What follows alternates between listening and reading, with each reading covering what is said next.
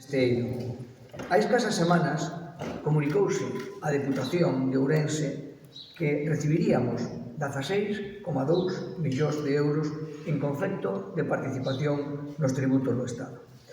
Non obstante, e debido á reactivación das regras fiscais para evitar o endebedamento excesivo das administracións públicas, non poderemos tocar ningún euro dises 16,2 millóns de euros.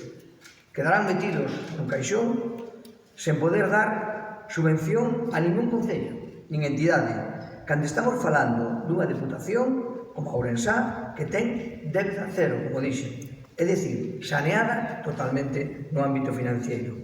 E mentres, o Estado seguirá nos límites máximos e históricos de endebedamento. Isto ten que mudar, ou o verdadeiro sostén do territorio, que é o mundo local, verase gravemente comprometido. Dende a Diputación, sen dúbida, continuaremos loitando porque estas reglas sexan xustas e muden en beneficio das entidades locais.